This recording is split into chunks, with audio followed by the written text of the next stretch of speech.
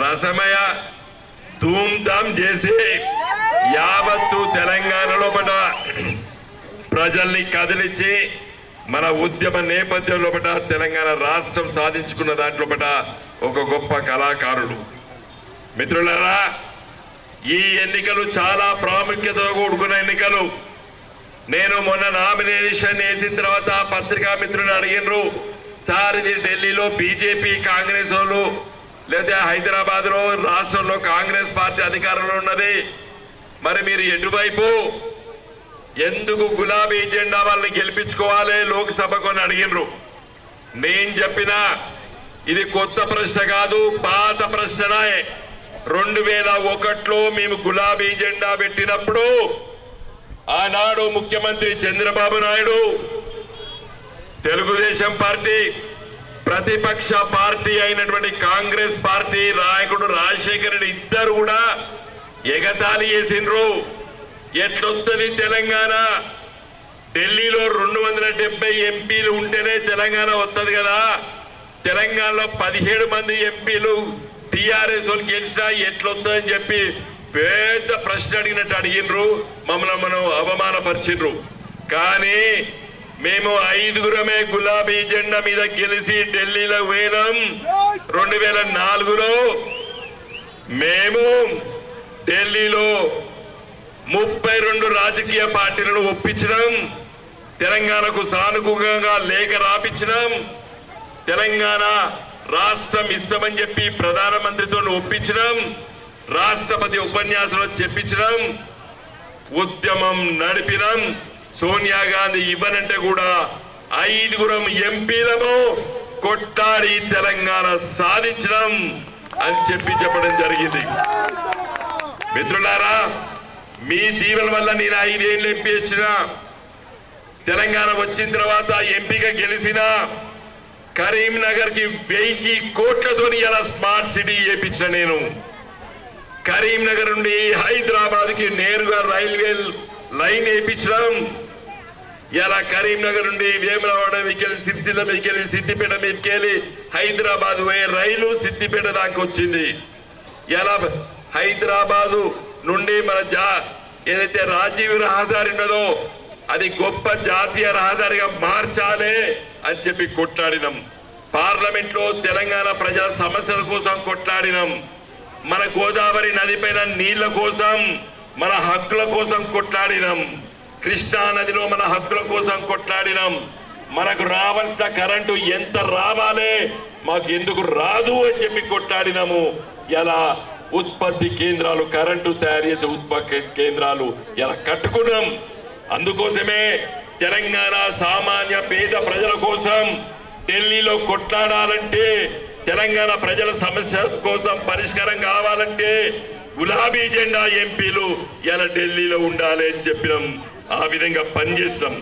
దురదృష్టవశాత్తు 5 ఏళ్ల కింద నేను ఓడిపోయినా బండి సంజయ్ గారు మతం పేరిట ఏదో దేశానికి హాని కలుగుతుందని చెప్పి మోడీ గారి పేరు చెప్పి ఆయన గెలిచిండు. ఆయన గెలిచిన తర్వాత కరీంనగర్ మన పార్లమెంట్ నియోజకవర్గానికి 5 రూపాయల పని కూడా చేయలేదు. నేను అడుగుతున్నా, ఇలా చిగురు మామిడి, అంబేద్కర్ సాక్షిగా, మన బస్ స్టాండ్ సాక్షిగా ఇన్ని వేల మంది ముందు నేను అడుగుతున్నా, బండి సంజయ్ గారు మీరు ఏం పని చేసిండ్రు 5 ఏళ్లలో కరీంనగర్ ప్రజలకి? 5 రూపాయలు కూడా నువ్వు తీసుకురాలేదు. నేను 1000 కోట్ల రూపాయల పనులు ప్రారంభించిన ఇలా అయితానై కండ్లకు అవపడతానై. నేను చెప్తే ఆయన ఏం చేసిండు, ఈ మధ్య ఊర్లలో పోస్టర్లు అంటించారు. ప్రతి ఊర్లో అంటించుకున్నాడు 2 నెలల క్రితం. ఏం చెప్తుండు, అంగన్వాడీ లోపల పాలు గుడ్లు ఇప్పించిన అని చెప్పిండు. పాలు గుడ్లు ఇనిపించినామా? మనం ఎవ్వరు పుట్టక ముందు నుంచే ఉండదు అంగన్వాడీ కేంద్రాలు. ఆ పాలు గుడ్లు వెనకట్టించేలు ఉన్నాయి. తర్వాత ఏం చెప్తాడు, ఈ 100 రోజుల పనికి వచ్చేటువంటి పైసలన్నీ నేనే తెచ్చినా అని చెప్తాడు. ఈ 100 రోజుల పని 18 ఏళ్ల నుంచి వెళ్ళినది. కొత్తగా వచ్చింది ఆ పథకము, 18 ఏళ్లకి వెళ్ళినది. కాబట్టి ఆయన చెప్పుకోవాలని కూడా చెప్పడానికి విన్న తర్వాత ఏడవాళ్ళ నవ్వాళ్ళ నాకు అర్థం కాలేదు. కాబట్టి ఈసారి మరి రాష్ట్ర ప్రభుత్వంలో అబద్ధాలు చెప్పి కాంగ్రెస్ పార్టీ అధికారంలోకి వచ్చింది. ఇంతకుముందు మన వినీత గారు అదేవిధంగా సతీష్ అన్న అన్ని విషయాలు చెప్పిండు. ఈ ప్రభుత్వం మనం ఓడిపోలేదు, అబద్ధాలు చెప్పి సామాన్య ప్రజల ఓట్లు దండుకున్నాడు. ఇలా కళ్యాణి లక్ష్మి ₹1,00,000 మనం ఇచ్చినాం. ఆ కళ్యాణ లక్ష్మి ₹1,00,000 మీద తులం బంగారం పెడతా అన్నాడు. కొంతమంది అమాయకులైనటువంటి మన ఆడబిడ్డలు అయ్యో తులం బంగారం వస్తాగా అని చెప్పి చేయి గుర్తు గుద్దినరు. అదేవిధంగా మన సామాన్య రైతులు క్వింటాల్కి ఈరోజు 2,200 ధర ఉన్నది. దానికి ₹500 బోనస్ అన్నాడు. ఎకరానికి 25 క్వింటాల్ అయితే తప్పనిసరిగా పండుతుంది. ₹12,500 అదనంగా నాకు వస్తుంది అనుకుంటే 30 క్వింటాల్ అయితే ₹15,000 నాకు అదనంగా వస్తుందని చెప్పి కొంతమంది రైతులు అటు గుద్దిండ్రు. ఇవాళ ఏమైంది? ఉన్నది పోయింది, ఉంచుకున్నది పోయింది, ఏదీ లేదు. ఇవాళ కళ్యాణ లక్ష్మి ఇస్తాడా? మనం రాసిన పాత చెక్కులు మాత్రమే ఇప్పుడు పంచుతారు, కొత్త చెక్కులు ఒక్కటి రాయలేదు. ఏం చెప్తాడు ఈ రేవంత్ రెడ్డి? నేను ఇంతకుముందే వచ్చినప్పుడు చూస్తున్నా, ప్రజలందరూ మోసపోవడానికి సిద్ధంగా ఉన్నారు, ప్రజలు మోసపోవడానికి సిద్ధంగా ఉన్నారు, నేను మోసం చేస్తా అంటాడు. ఇట్లాంటి ముఖ్యమంత్రి అయితే నేను ప్రపంచంలో చూడలేదు. ప్రజల్ని నేను మోసం చేస్తా అని చెప్పేంత ధైర్యం ఉన్నప్ప రేవంత్ రెడ్డికి మాత్రం. గంత ధైర్యం ఉన్న ముఖ్యమంత్రిని ప్రపంచంలో ఎవరు చూడలేదు. నేను మోసం చేస్తా అంటాడు. 15 ఆగస్టుకి ఇస్తా అంటాడు, 15 ఆగస్టుకి ఇస్తా అంటాడు. నేను చెప్తున్నా 16 ఆగస్టు నాడు నేను చెప్తాడు చెప్పనా? 26 జనవరి అంటాడు, మళ్ళీ 26 జనవరి నాడు మళ్ళా జెండా ఎగరేస్తాం, ఆ రోజు ఇస్తా అని చెప్తాడు. నువ్వు గట్లాంటి వ్యక్తి మన రేవంత్ రెడ్డి. ఆయన ఇవ్వాలన్నా ఇంకా ఎట్లా గెలిచింది కాబట్టి మరి ఏడాది ఉంటాడా, 2 ఏంటి ఉంటాడా, 3 ఏంటి ఉంటాడా, 5 ఏంటి ఉంటాడా నాకు తెలియదు. కాంగ్రెస్ పార్టీ ఎవ్వరిని కూడా 5 సంవత్సరాలు ముఖ్యమంత్రి వచ్చిన చరిత్ర కాంగ్రెస్ పార్టీకి లేదు. 2 నెలలకు ఒక ముఖ్యమంత్రిని మార్చుతారు. మరి ఈ రేవంత్ రెడ్డి ఎప్పుడు మార్పు చెందుతాడో నాకు తెలియదు. ఏడాదికి పోతాడా, 2 నెలలకు పోతాడా, 3 నెలలకు పోతాడా, ఎప్పుడు పోతాడో తెలియదు. అయితే వాళ్ళు కొట్లాడుకొని ఉన్న ప్రభుత్వం పోతుందా, మళ్ళీ ఎన్నికలు వస్తాయా, మళ్ళీ మన సతీష్ అన్న ఎమ్మెల్యే అవుతాడో నాకు తెలియదు. ఉన్న విషయం చెప్తారా? ఏది ఎప్పుడైతే ఎవరి చేతిలో లేదు, పిచ్చోని చేతిలో రాయి ఉన్నట్టున్నది ఆ ప్రభుత్వం. కాబట్టి దయచేసి మిత్రులారా, ఇప్పుడు కర్ర వాల్చి వాత పెడితేనే ఈ హామీలైన అమలు పరుస్తాడు మన రాష్ట్ర ప్రభుత్వానికి చెప్తున్నా నేను. ఢిల్లీలో మన గొంతు ఉండాలి.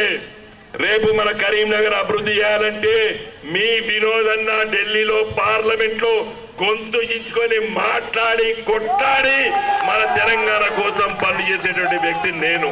ఎందుకంటే ఉన్న విషయం చెప్తున్నా, దయచేసి ఇక్కడ ఉన్నటువంటి యువకుల్ని, అక్కడ ఉన్నటువంటి అక్క చెల్లెల్ని, ఇక్కడ ఉన్నటువంటి మా అన్నల్ని నేను అడిగేది ఏంటంటే, దయచేసి ఉద్యమకారుని గెలిపించండి. నేను 24 ఏళ్ల క్రితం హైకోర్టులో వకీలుగా ఉన్నా. నాకు చాలా ప్రాక్టీస్ ఉండే.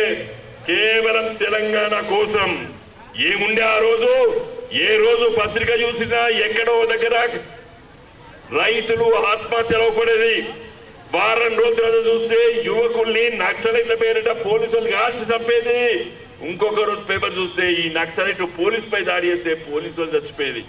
ఎందుకు తెలంగాణకి గోస, ఎందుకు ఈ బాధలు అని చెప్పి మేమందరం కూడా గులాబీ జెండా పార్టీ పెట్టి తెలంగాణ తీసుకొస్తామని చెప్పినాం, తెలంగాణ తెచ్చి చూపించినాం.